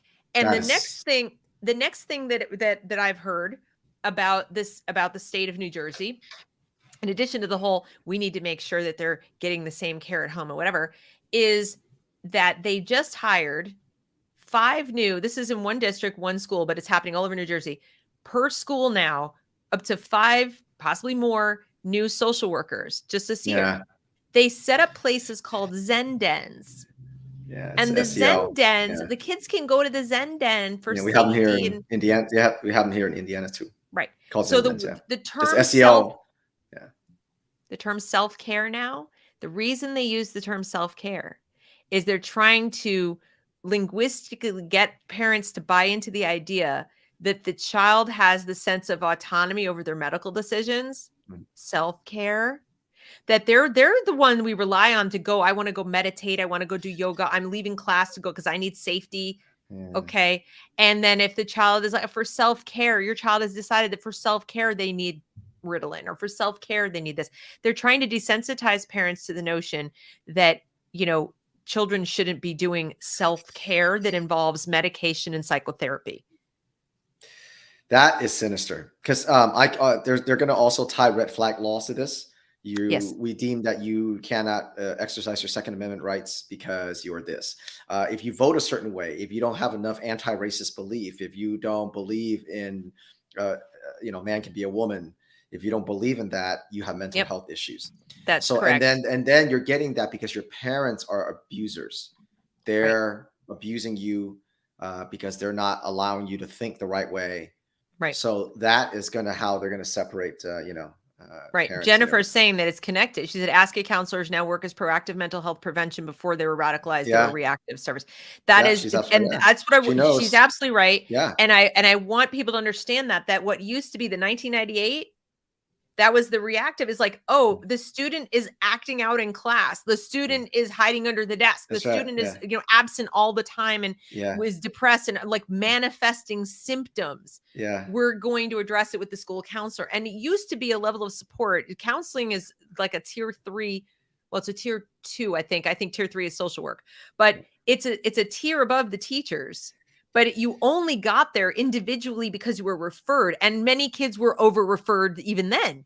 Teachers were referring kids to counseling because they just couldn't handle them. And they were terrible teachers. Right. And they would refer any kid who was like talking back to the like, you have psychological problems. Like, maybe you do. Yeah. I had kids I tutored. It was very obvious to me the teacher was bullying the child in the class. Yeah. The kid didn't have a problem. The teacher needed psychotherapy. Yeah. No kidding. That's pretty, I hadn't heard about that in New Jersey, which I'm not surprised. You see California passing the SB 107, where now kids from another state can run to California, like a sanctuary state for mutilation, sexual mutilation. And if the parents try to go get them, they actually can keep the child in foster care in California and not give the child back to the thing. So certainly the ramifications in sex trafficking, prostitution, it's going to skyrocket. It's just going to skyrocket once the governor's going to sign that law. It's going to be on his desk and he will sign it. And it's just the people who are running sex trafficking right now are just, they're just licking their chops, because you're going to get a host of young people from all different parts of the state do you need a ride to California? You need transportation to California. And, it starts in the schools. Social media is big. I think, these days all parents should limit the social media for children. Right. You cannot have a carte blanche access. I don't care if it's YouTube Kids, it's the commercials. They have the transgender cult ideology is in YouTube Kids. Network TV should be a complete off limits. I don't know how any parent can still let No. children watch network TV, even, Right. you know, Sesame Street. All those channels are completely just taken over by the transgender cult. So, I found it. Here oh, it is. okay. Okay, so this is somebody who goes by Amy, who sent a DM to James, and I'm not really sure what he I'm said. not sure. Nice Yeah. to wake up to. I don't know what sparked this, but Okay. it says, "Imagine retweeting your own shit." I'm not reading that. I may be trans, but when it comes to a fight, I'd. That's what it says. Okay. Yeah, Look the what it love and says up inclusive, here. the love and Look inclusive what it crowd. says up here. This is pre-hormones. Yeah. Okay, so Love and cuddles. I love it. yeah. Love and So cuddles. imagine your daughter is going to a school I and gotta there's find that. That's somebody funny. like this Yeah. in their school, and the Mhm. kids like, because I mean, come on, kids are nice. Kids are decent. Okay. They If are. there's They're just so somebody, wonderful. if there's somebody who's pretty harmless and effeminate and whatever, and is like trans and they're going in the bathroom, the average girl is probably going to be like, whatever. I mean, I'm not saying I like it. No, Mind you, I because it don't sets like up. the policy, but Well, yeah, I'm because just you're saying setting up for. Yeah. I highly doubt, given how agreeable people are trained to be these days, that Too girls are agreeable, to running be and honest. saying, Yeah. I feel uncomfortable about that. Yeah. They're saying it about people like this. And it won't matter. And You'll be instead of turned saying into. trust your instinct, remember Me Too? It was like 5 minutes ago. Yeah, yeah. But it's over now. It's So over now. Yeah. they're saying instead of trusting your gut instinct, young lady, young woman, instead of, going and saying, I need help, there was like a, 6 foot tall Yeah. 11th Man. grader Yeah. who's male Boy. Yeah. coming in the girls' room, saying they're female, but they're like kind of lurking around in there. And I feel very uncomfortable. Yeah. They're the bully? No. Well, that's what Sorry. they teach. Well, part of SEL, and you know this well, right? That this is why a lot of parents go, SEL sounds fine. But again, they're not understanding the language. Seek first to understand before being understood. Empathy. Right. So so then when you get to your situation that you just named, it's like, well, you have to have more empathy. You have to understand, No, Yeah, so that's they're putting our children into what I would classify as an abusive relationship with narcissists. As parents, we spend so much time trying to teach our children how to recognize the red flags of people with severe personality disorders who are going to abuse them and manipulate them and take advantage of them.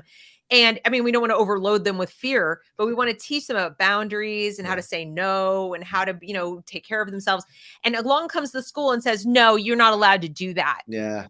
Those boundaries are toxic and mean, and they're undermining our ability to literally keep our children safe and our child's ability to keep themselves safe. They're going to have no boundaries. Like you said, no limits, no boundaries. But before we finish up, because we've already been longer than I usually don't go so long. Meant to keep you, but I want to make sure that we do talk about your other materials, because Courage is a Habit publishes opt-out forms. Mm-hmm. And we want to, we've just gone through this whole discussion with you about how the liars and the activists and the spineless and these abusers who are really like working or circumventing, like your parent parenting. Let's talk about what they can do. We want to talk about what parents can do. That's very important. Yes. Exactly. So there are these opt-out forms. Now, we want to be very careful to disclaim a couple of things. Okay. The opt-out is not a guarantee. The opt-out is not anything resembling an insurance policy that your kid is not going to be exposed to these things. It's merely kind of like a shot off the bow. It's the beginning of a paper trail between you and the school to say, I don't want this for my child. The likelihood of it actually working is going to vary dramatically depending on whether you have a spineless principal or how many liars. That's why identifying these kinds of abusers in your school is still 100% your responsibility, irrespective of an opt-out form. That one does not negate your obligation as a parent to figure out who might be abusing your kid in the school, nor does it get you off the hook of checking that Chromebook, making sure the kid's not accessing the Wi-Fi of the school through a VPN, all these things. That's right. Don't outsource. You still got to be ultra vigilant about everything you do. None of it is that's not going to save you. It's just one thing you can do. Now, there are also some potential side effects that you want to consider. I cannot in clear conscience say to somebody, or rather to say to everybody universally, definitely do the opt-out form and go whole hog. Some of you, if you're a single parent, if you're a foster parent, if you're in a divorce, an ugly divorce situation where one of you is woke and one of you is not or whatever, I would caution, because when you complete an opt-out form, you're now on their radar Mm. as a difficult parent, a problematic parent. And while I'm the first person to say, be you and tell the truth, whatever, you've got to pick your battles, and you've got to know that you are safe. You and your relationship with your child and your legal standing to keep your child in your custody is not going to be threatened in your district or whatever, or by an ex-spouse or anything. No one's going to leverage that against you. We've heard the stories from Canada and even California and other parts of the country where an ex-spouse leveraged complaints about transitioning and things like that to take custody and to go ahead and do it anyway. So just remember, the state's going to side with the state is going to side with the state 100% of the time. If there's more of them than you. So if you want to fill out an opt-out form, and I think in most cases you should, just know it is not going to fix it for you. It's not like, oh, great, I'm in the clear. Because unless you're in that classroom every day, the SEL, CRT, gender theory, all these things are literally imbued in the whole. It's a lens, remember? It's not a curriculum. It's not a box set.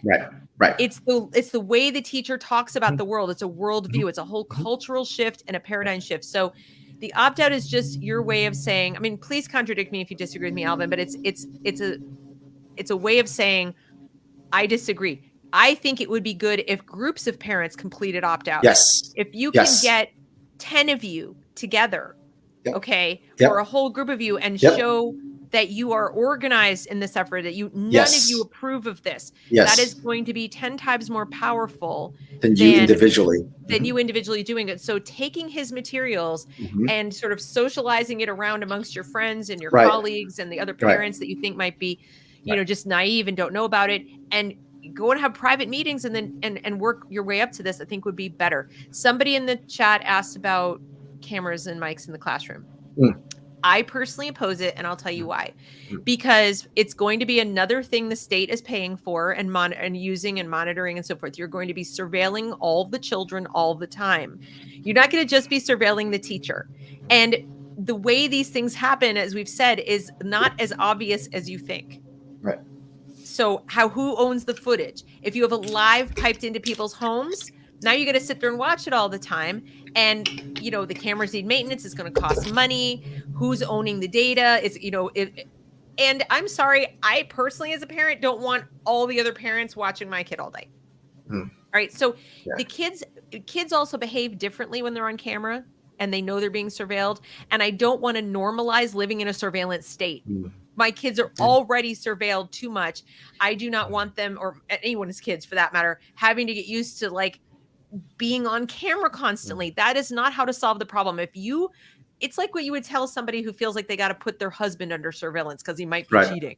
Right. If you're to the point where you want to surveil your husband, maybe you're probably too. It's probably too late. Yeah. It's probably too late. It's probably too late. Yeah. Marriage counseling. Yeah. Right. If your level of trust is so low. Yeah. Then that's start probably looking for other options and live. Yeah. And that's true, because I think if you're getting that point, then you're on your last leg anyway, and you're not going to use technology to save you and save your kids.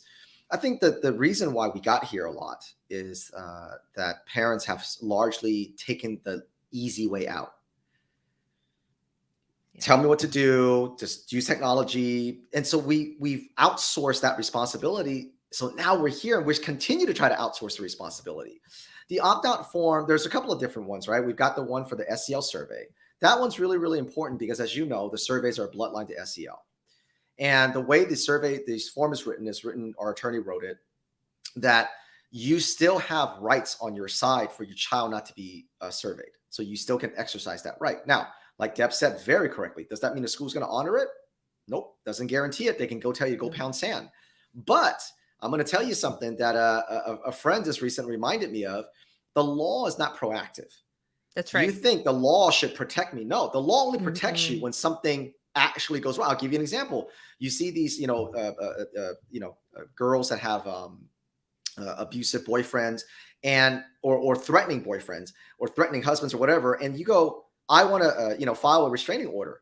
What did they tell the girl? Did he do anything yet other than scream and yell at you? No, but he's threatening. He has to do something first. I mean, and that's the sad thing about the law. It is reactive. So what you're doing is our tools is helping you push the issue. And then like Deb said, if you get like 50 parents, 100 parents to opt out, if they tell you all to go pound sand, now the law gets activated. It's reactive. Now you can go to your legislator. You can go to your school board. Now you have a movement to go, why can a school violate my rights, my children's rights, and have no penalty? And that's what DeSantis did so great in Florida, right? He's putting things in place, but it still needs to be broken for there to be penalties. And when you file the opt-out form, a couple of things will happen. And we added an Appendix A. If you go to courageishabit.org and download data mining opt-out, if you turn in the form, you can't just do it in person. You have to do it in person. And if you don't want to do it in person, you can send the email. But once you send the email, what happens is okay, so we've got up that right there. What happens is that it becomes public record. Now, in future lawsuits, it can be FOIA'd. Okay, the Freedom of Information Act. Okay, so this is the Appendix A. Here, basically Appendix A. Says, Appendix A basically says some schools, and we haven't, to be fair, we haven't heard that many schools tell you can't do it, but we have heard a good, a decent percentage of it. But for the most part, schools know that if you know your rights, they're just going to have to abide by this because it is your right. They cannot survey your children, minor children, without your consent, and so you exercise that. But there are some schools that will tell you can't do it, and they're lying because you do have, and then we link the protection of pupil rights for you. But what we found is that they don't ever tell you in writing. They always call you or tell you in person because they can't put it in writing. So then we tell you what to do. If they tell you that, you just basically send an email to everybody on page 7. So we tell you who to email on page 7. You CC everybody. Page 7 is just a little top there. And then here we go. I say. Yeah, and then page 7's there, right? So we tell you who to, who to send to. And then we have a little blurb for you, right? We wrote it for you. Say, is it your position that I cannot opt my minor child out of surveys? And we put that in Appendix A. Okay. And then you send the email, right? We give you a little blurb to add. And because you're CCing school boards and superintendents, they're not going to come back and tell you, yes, it is our position that you cannot opt your minor child out. Because the moment they say that, you got a lawsuit on your hands. So the other thing, teach you to, use the law and lose the thing on your hands to make sure you retain your rights. The other thing is that they cannot force your child to complete one of these things. They cannot, they can give them an SEL survey or whatever, and the student can just refuse to fill it out. They can calmly, quietly sit there and not do it. And they can't be punished. If your child is going to be punished, especially if you opted them out. Yeah. So you should probably also consult with your child. You should tell your child, now, if you're ever given anything that asks you a bunch of questions in a row about yourself, about your life, about, you can tell them family what kinds life, of questions. about your mom and dad, family life. Like if it isn't about your reading, if it isn't about math, if it isn't about your subject, if it's just about you and how you feel and about your mom and your dad, you do not answer those questions. You are not permitted to answer those questions. Right. And if they tell you have to, that's not true. And you just have to make sure that the child knows. Now, obviously, if your child is older than, 6 or 7, they'll understand perfectly well what you're saying. And just make sure they don't, that they know not to do it. Because that's compelled speech. They can't make them tell things about themselves. It's like saying the pronouns. You can't make a child say a pronoun. You can't make them and a lot of teachers, did you see some of the lawsuits teachers won now because they got fired for not using the correct pronoun. So all that stuff is kind of falling apart at the seams. And the only thing, I think, before we finish up here, I want to always give a word of encouragement to parents. And I know that sometimes, people like Deb, who does such a great job of exposing all this stuff, it can feel kind of overwhelming, and it kind of gets to the point where you're like, what do you want me to do about it? But there's so much you can do about it. There's so much you can do. And this is the cross that we bear as parents. This is what we have to teach our children, because this is, for better or for worse, hopefully we turn this tide before some of our younger kids grow up, but they're going to have to face some of this stuff, and they need to find courage. And instill courage into them early so that they don't even call it courage. They just call it go fuck off, that kind of thing, right? It's just, you can't get people to start calling someone different pronoun, saying they have white privilege and bowing to this and feeling that they can't speak the truth because they might be called label. Those are the things that we have to start instilling in our children that go, you don't have to bow to other people's delusions or other That's right. people's psychosis.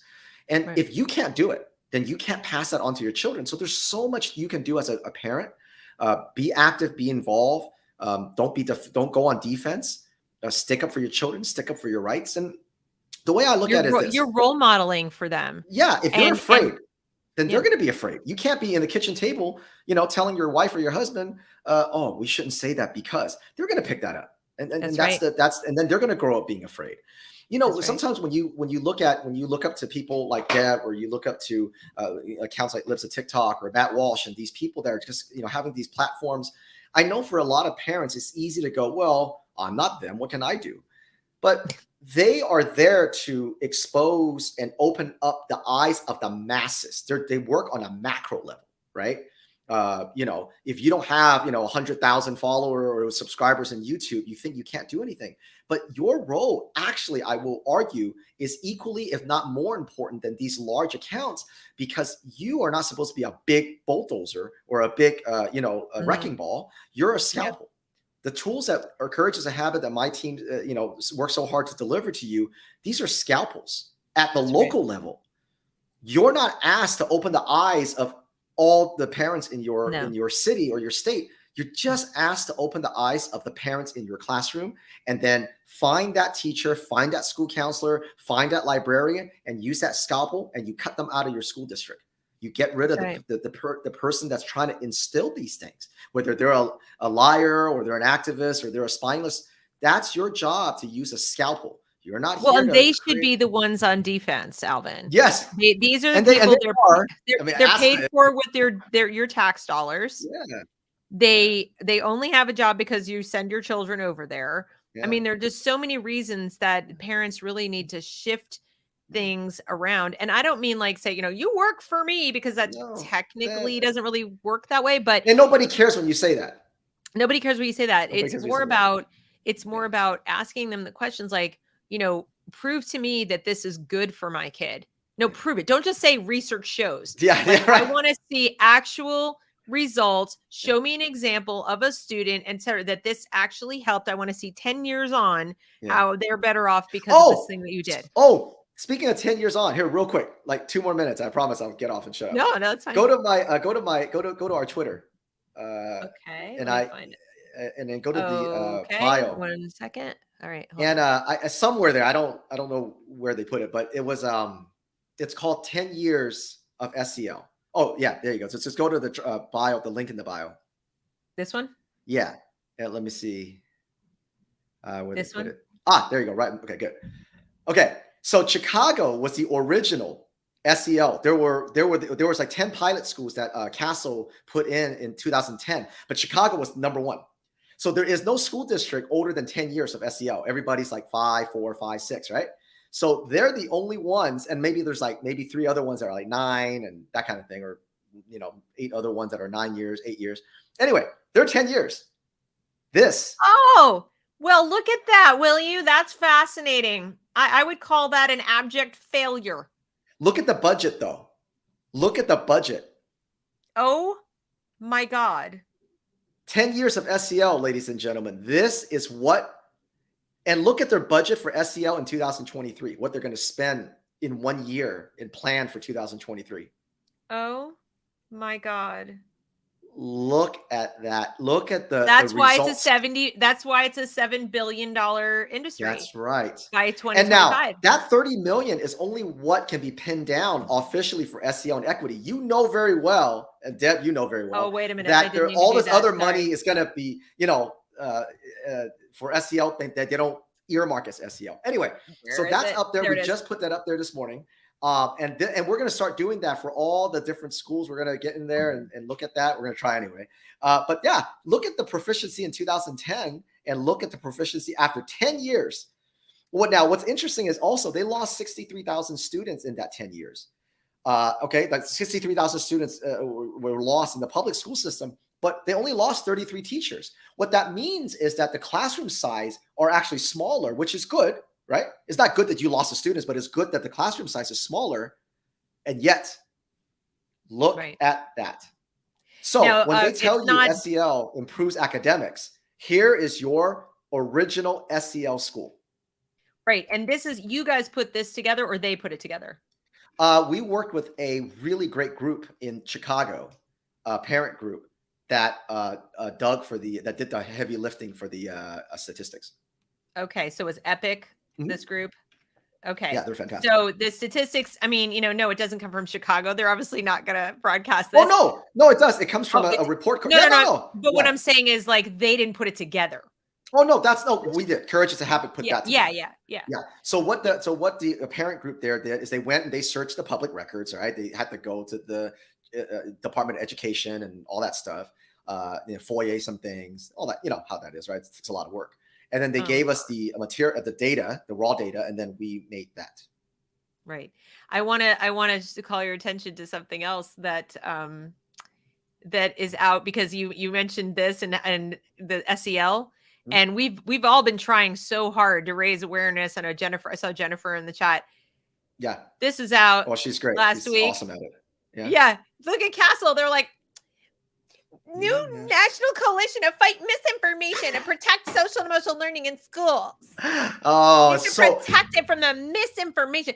Guys, when you see the word or hear the word misinformation, you are over the target. It means that you're using their own stuff. Wow. I hadn't seen this. Yeah. That's wonderful. I never see Castle on defense. Holy they're scared. Sweet Moses. They are. With growing concerns around school safety, academic recovery, and mental well-being, school district leaders say social emotional learning is their top priority this year, as if any of that is ameliorated by SEL. It's made worse. But anyway, and then it says, to that end, 20 national organizations representing a wide range of educational stakeholders, from parents to superintendents, laws, leading with SEL, this coalition is actively championing what we know from 3 decades of our own research into our own thing. But that's not a self-licking ice cream at all. Our own research, our own buddies feed us. Yeah. Right. Social and emotional learning belongs in schools.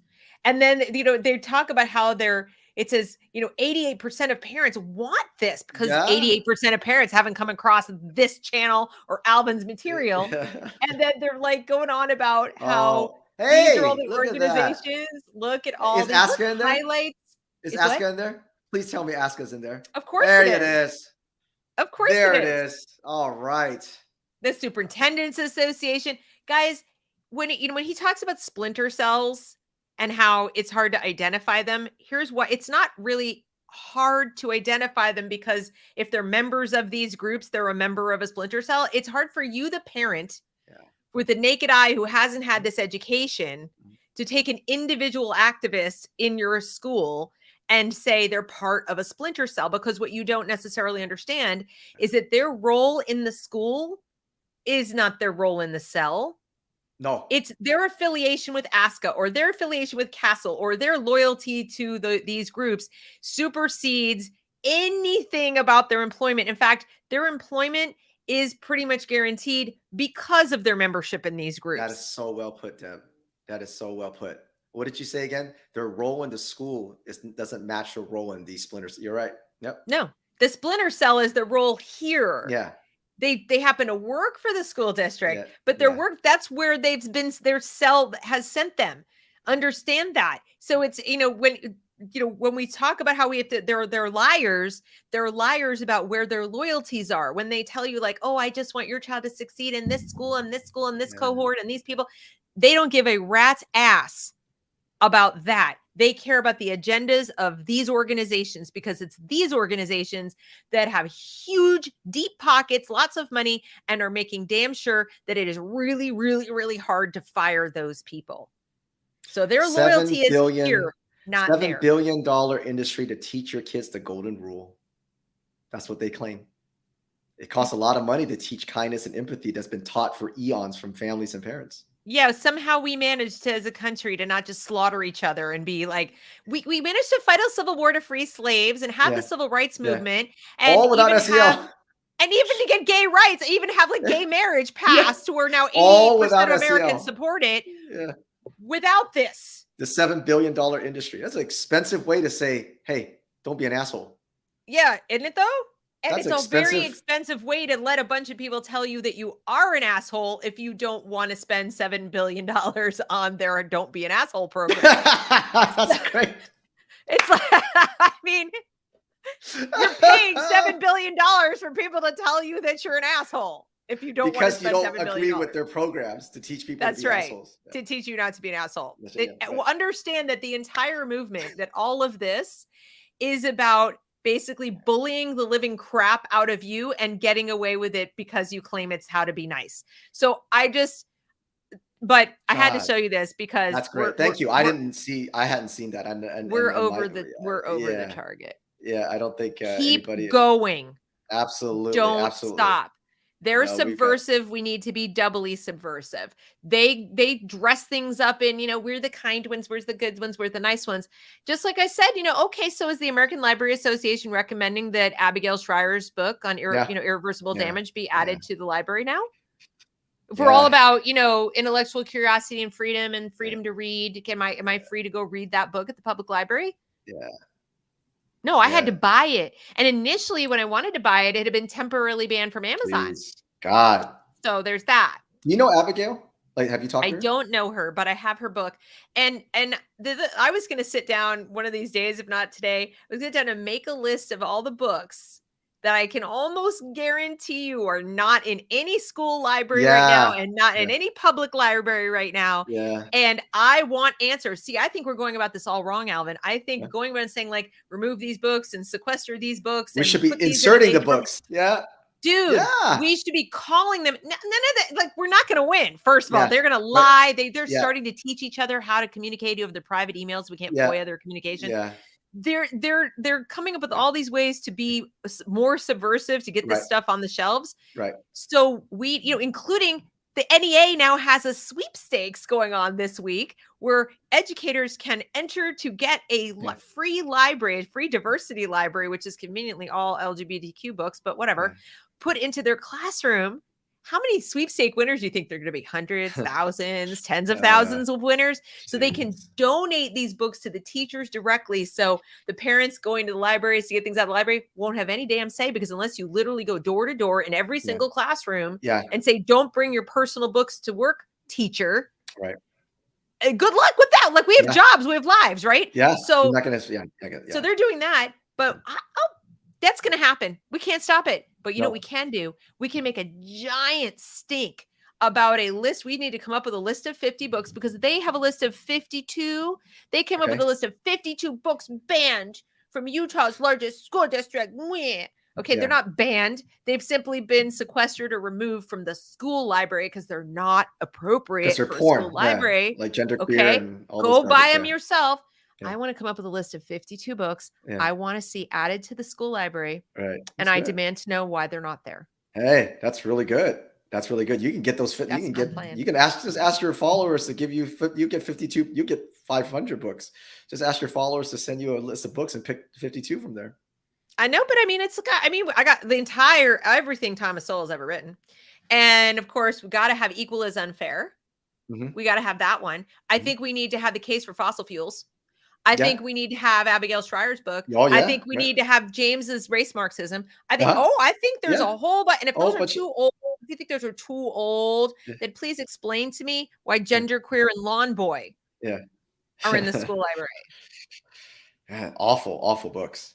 Terrible Mm. books. It's Anyway, porn. But anyway, that's but no, my it's hey, thanks for featuring all this stuff. I know that we went way long today. no, So but I mean, I think it's we said that on the show we're going to talk about subverting their stuff yeah, in the schools, and that's what we did. It yeah. took an hour and 48 minutes, but That's guys, but if no, that's what it takes us, and we spend every waking moment yeah, researching this garbage, yeah, we understand and we do empathize with you that this isn't your job. no, It's yeah, not even our job. yeah, we have other things, but we understand, but it's also why we're saying that you're a little bit playing with fire to use the system at all. I hate to yeah. say it, but I mean, You it's can pull your kids, pull your kids. There's not, we're not going if to you can sugarcoat that. do, If you if can, you want to make your life less stressful yeah, all this, yeah, immediately, pull your kids if you can. find a way. And I know there's Band arguments about together. should we put whatever. Look, at the end of the day, your job is to protect your own child however you see fit, right? Whether it be Exactly. hybrid, whether you pull them all together, whatever you need to do. But I'll tell you, right now in public schools, that is one of the most dangerous places it is for a kid. It I saw somebody wrote one time, and I'll never forget it. It made me laugh. I still kind of laugh when I think about it. They go, at this point, it's safer to drop your child into a forest and come pick them up in 7 hours. They'll learn absolutely. more. They won't be sexualized. Short of, I don't know, get them getting eaten by a bear or something. They're more safer than they are in public schools. I mean, look at I've the told violence. parents straight up, you don't have a school issue, you have a childcare issue.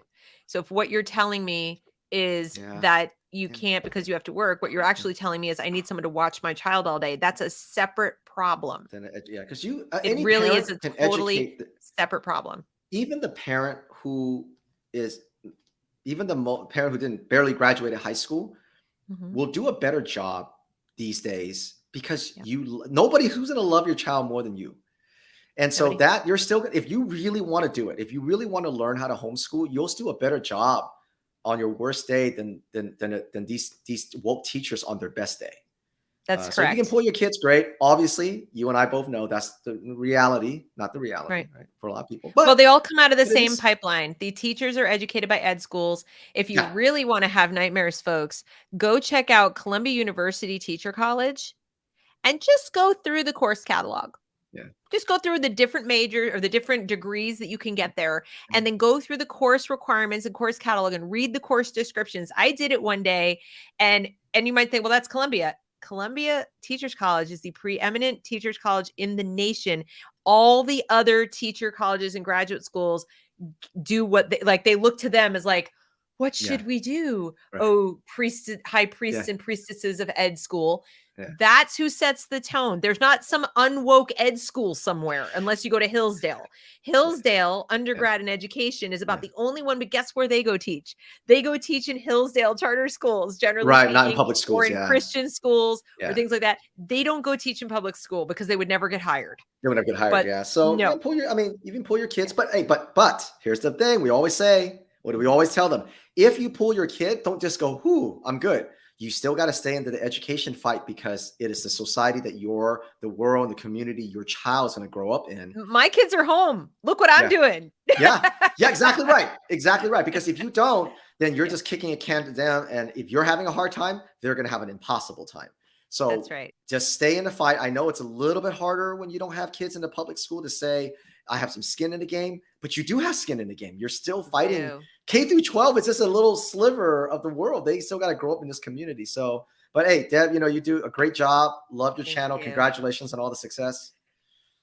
I appreciate it. I don't know how successful I am, but I just kind of keep plugging away. I've seen your stuff. But I do, it's growing, but I do appreciate everybody who's come today and commented in the chat. I do appreciate all the support. If you're not a subscriber, please consider being a subscriber. Please do go and get on the newsletter for Courage is a Habit and go, bookmark that link and download the downloadables and start talking to people one at a time. Go door to door if you have to. You be a force multiplier. You're not going to be able to round up 10 people day one and get them to all listen to you, but just get one. And then they get another. Remember the whole commercial in the 70s and they told two friends and they told two friends. The Nature's Organics shampoo. It's going to kind of be like that, but that's how being subversive works. Once upon a time, all these people who are now taking over our schools, they did the same thing. And it's taken them about 80 years to get to where they are now. Yeah. So they just, support Deb, support us. You just have to, this is the thing, right? You wonder how fast they can move because there's a lot of really radical organizations supporting them doing that. So if you, at the very least, if you support us, even in this, whatever way you can, then it helps us continue to put out these tools to help you. I mean, what it is that when you donate to Deb, when you donate to us, what happens is that we're doing the heavy lifting for you. So that way you can take the tools in its polished form or her knowledge in its polished form and help defend your child. Because we cannot defend your child for you. But what we can do that I'm not going to say cannot, because everybody can do what we can do, is that we take the time that you aren't dedicating to dig through the things. And that takes resources, that takes equipment, that takes staff, that takes time, it takes all those things. And so when you support us, we come back tenfold to give you what you need to defend your child. That is exactly right. I mean, that's what I've told people, like, you know, there are many ways that you can support us. Mhm. And obviously I know people can't give to everybody or, you know, support everybody. It does actually help. Like the more that I get that kind of support, the more I can create content, Yeah. and the more I have to go try to find a student to tutor offline or do something else or whatever, Yeah. then the Yeah. less I'm here doing this. People say to me all that, I've noticed you've had less content. I'm like, I wonder why that would be. Yeah. You know, Yeah. it's like I have these weird things called bills. Yeah. And so these things take every time you see when you see Deb put out a video, that's a ton of hours to produce 1 hour. When you see, my 20 team come up, minutes takes me 3 hours. that's right. Yeah. And And that's that's fast that's in this fast. world. Yeah. Like, I don't, because people are like, oh, you should put this and you should do that. I'm like, you do realize I don't have a producer and I'm Yeah. like all alone You're and I'm not editing, I'm you're not writing. I'm not a graphic designer, Yeah. all these All things. that. Like I record, I try to put some stuff, I do research, I do all these things, and I You try in the promote it. It just takes a ton of time. Yeah. And 20 even, minutes. yeah, even, with Courage as a Habit, we got people doing things. It's just, it's still everybody's working 15, 16 hours. I promise Yep. you that. Saturdays, Yep. Sundays. This isn't, this isn't a building full of people that works 8 to 5. It's not that. Nope. So We every don't time you have see dark one of their, money. We yeah, don't have every dark time, money. no, right. We don't have that. Well, you know what though? I do. I do. I have a Oh, lot of dark money. No, I don't know what you're talking about. You don't have any dark money? no. I have I'll dark hook you money. up. I'll hook you up with I it. have no dark money. If it's then it must be it's so dark I can't see it. I need Yeah, yeah, right. special No, I need special woke glasses to see my dark money. It's I kind of don't like my want. white privilege. Yeah, I right. must have misplaced it. I It's in don't the want. same place. I don't want opponents out there thinking I don't have dark money, because Oh, you do want them thinking, I don't. okay. Yeah, no. Everything out there, I want people to know, because it's just it's good, right? It's good. It's just but Well, I it takes a lot suppose. of each one of those tools takes a whole lot of time to produce, and we want to Oh, make it I right. can't We even want imagine. Like I told you, like I used to do just like one little to, tiny little piece of yeah, the thing that you're yeah, doing, right? Once upon yeah, a time in the way back. And I believe me, I know. Like one infographic, you guys, that's work, like that's a team of people yeah, spending yeah, hours, about weeks. I mean, it's yeah. insane how much work goes into this one little thing that I don't know. tells you so much. So I Yeah, and really even can't thank you enough. no, hey, thank you. But people like you help us get it out, and we work, a lot of the bigger organizations to get it out. Yeah, Going to, grabbing information from these conferences and things, that took a lot of work, it is. It a is. lot of work. But But hey, thank we're you very much. You're wonderful. Oh, so are you. Thank you so much. And guys, make sure to follow Alvin, me, everybody, like, share, comment, subscribe, all the good things, and have a great rest of your week. There's not much left of it, but have a good one. Take it easy.